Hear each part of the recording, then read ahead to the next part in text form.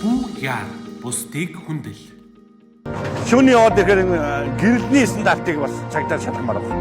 Энэ зам дээр гэрлээ шилжүүлээд урд хэтрүүлэхгүй яардгүй явцгаараа л гэж хэлээ да. Тэгээд одоо өөр яах вэ? Манайхан ч бас нэг үе бол жолооч нар бол харьцангуй шал өөр болсон шүү. Хог мог хаяг тийм үү бас арай л дээрдэл байгаа ерөнхийдөө бол тийм. Нийт жолооч нар дөрмөрөө явцгаая л гэж хэлээ да. Өөртөө тээвэрт оролцоороо замын хөдөлгөөнд оролцоороо л гэж нэг тээвэрчтэй уурж байна. Уурайлж байна. Яг гоо 5 сарын ихээр манай компани чатан дээр явсан л да. Ийм аян эхэлж байгаа манайхан оролцоороо гэдэг. Тэгээд надтай бол өнөөдөр таалж байгаа.